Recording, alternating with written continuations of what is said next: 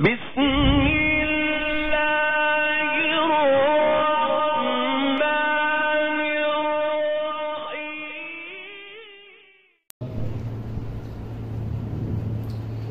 أما بعد فأعوذ بالله من الشيطان الرجيم. بسم الله الرحمن الرحيم. لقد من الله على المؤمنين إذ بعث فيهم رسولا يتلو عليهم آياته ويزكيهم ويعلمهم الكتاب والحكمة وإن كانوا من قبل لفي ضلال مبين. صدق الله العظيم وصدق رسوله النبي الكريم ونحن على ذلك لمن الشاهدين والشاكرين والحمد لله رب العالمين. پیار اور محبت سے نماز والا درود شریف پڑھیں. اللهم صل على محمد وعلى آل محمد كما صليت على إبراهيم وعلى آل إبراهيم إنك حميد مجيد. اللهم بارك على محمد وعلى آل محمد كما باركت على إبراهيم وعلى آل إبراهيم إنك حميد مجيد. يا رب صل وسلم دائما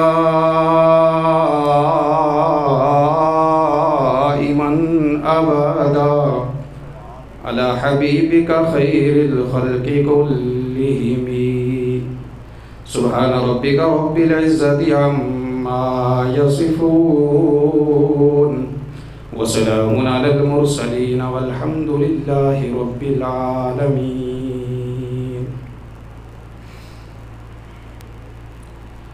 لائق ست تعظیم قابل احترام بزرگوں، دوستوں اور ساتھیوں،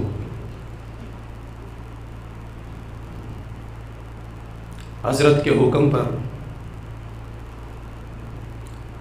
چند ٹوٹی پھوٹی گزارشات آپ کے سامنے عرض کروں گا. اللہ رب العزت سے دعا ہے، التجا ہے، درخواست ہے کہ وہ رب لم یزل افراط و تفرید اور فرقہ واریت سے بچتے ہوئے قرآن و حدیث کی روشنی میں مجھے حق سچ کہنے کی توفیق عطا فرمائے. جو بیان ہو اپنی بارگاہ میں قبول فرمائے اور ہم سب کو نبی کریم رؤوف الرحیم رحمت للعالمین خاتم النبیین جناب محمد الرسول اللہ صلی اللہ علیہ وسلم کی اتباع اور فرما برداری والی غلامی اور محبت نصیب فرمائے. گرامی قدر، یہ مہینہ ربیع الاول کا مہینہ ہے اور یہ وہ مہینہ ہے کہ جس مہینے میں میرے آقا و مولا جناب محمد الرسول اللہ صلی اللہ علیہ وسلم کی ولادت و سعادت ہوئی. اور اسی مناسبت سے پورا سال بالعموم اور اس مہینے میں بالخصوص آقا نامدار جناب محمد الرسول اللہ صلی اللہ علیہ وسلم کی سیرت و صورت، کردار و گفتار کو محافل میں، مجالس میں بیان کیا جاتا ہے اور حضور علیہ السلام کی سیرت کے نام سے اس مہینے کے اندر مجالس منعقد کی جاتی ہیں اور یہ ہونا بھی چاہیے. اس لیے کہ ہمارا نبی کریم صلی اللہ علیہ وسلم سے ایک خاص رشتہ ہے، اور وہ رشتہ ہے نبی اور امتی کا رشتہ۔ رشتے دو قسم کے ہوتے ہیں، جسمانی اور خونی رشتہ اور روحانی رشتہ۔ جسمانی رشتہ میاں بیوی کے درمیان جسمانی رشتہ، اولاد اور والدین کے درمیان جسمانی اور خونی رشتہ، بھائیوں کے درمیان خونی رشتہ، چچا بھتیجا کے درمیان خونی رشتہ، ماما بھانجے کے درمیان خونی رشتہ، اور روحانی رشتہ شاگرد اور استاد کے درمیان روحانی رشتہ، مرید اور مرشد کے درمیان روحانی رشتہ، نبی اور امتی کے درمیان روحانی رشتہ۔ اور ان تمام رشتوں میں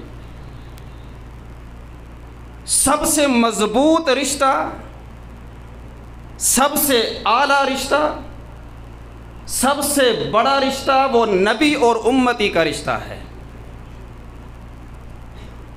اس لیے کہ دنیاوی جتنے بھی رشتے ہیں ان کا تعلق دنیا کی حد تک ہے، وہ ایک حد تک دنیا میں ایک دوسرے کے کام آ سکتے ہیں۔ اور اللہ معاف فرمائے،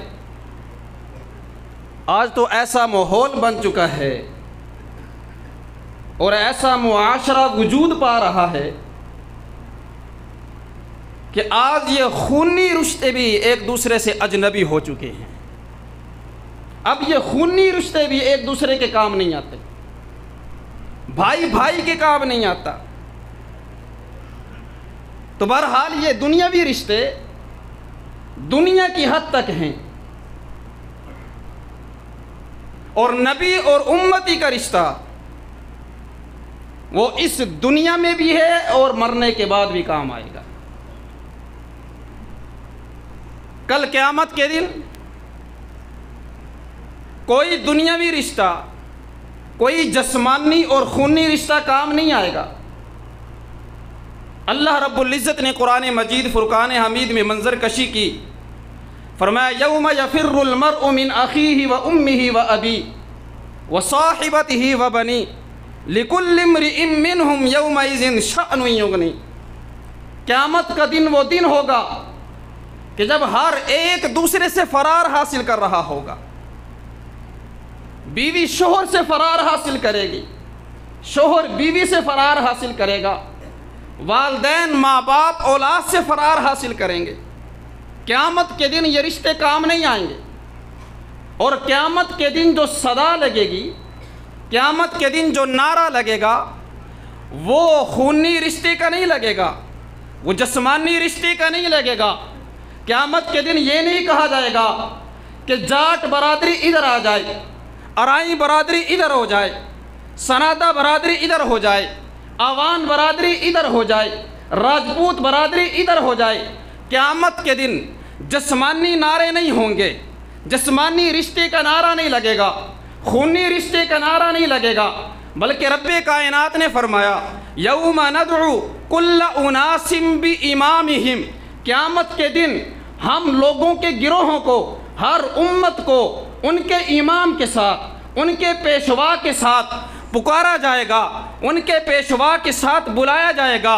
قیامت کے دن نعرہ لگے گا، سیدنا آدم علیہ السلام کے جھنڈے کے نیچے ان کے امتی آ جائیں، نوح علیہ السلام کے جھنڈے کے نیچے ان کے امتی آ جائیں، اور ابراہیم علیہ السلام کے جھنڈے کے نیچے ان کے امتی آ جائیں، موسیٰ علیہ السلام کے جھنڈے کے نیچے ان کے امتی آ جائیں، عیسیٰ علیہ السلام کے جھنڈے کے نیچے ان کے امتی آ جائیں، اور جناب محمد الرسول اللہ صلی اللہ علیہ وسلم کے لواء الحمد جھنڈے کے نیچے ان کے امتی آ جائیں۔ قیامت کے دن نعرہ کس رشتے کا لگے گا؟ نبی اور امتی کے رشتے کا۔ تو معلوم ہوا کہ نبی اور امتی کا رشتہ سب سے بڑا رشتہ ہے، سب سے مضبوط رشتہ ہے۔ اور ہم نے اپنے بڑوں سے سنا ہے، اپنے بزرگوں سے سنا ہے کہ رشتے یاد رکھنے سے برقرار رہتے ہیں، رشتے یاد کرنے سے برقرار رہتے ہیں، تذکرہ کرنے سے برقرار رہتے ہیں، حال احوال لینے سے برقرار رہتے ہیں، الیک سلیک رکھنے سے باقی رہتے ہیں۔ تو یہ ہمارا نبی اور امتی کا رشتہ بھی یہ برقرار رہے، باقی رہے، اس کے لیے ضروری ہے کہ ہم حضور کی سیرت کا تذکرہ کریں، ہم حضور کا ذکر کریں، حضور کی باتیں کریں۔ اور ویسے بھی عربی کا مقولہ ہے من احب شیئا اکثر ذکرہ، کہ جو جس سے محبت کرتے ہیں کثرت سے اسی کا تذکرہ کرتا ہے۔ جو دکان سے محبت کرتا ہے آپ دیکھیں گے کہ دن رات اس کی دکانداری کی باتیں ہوں گی۔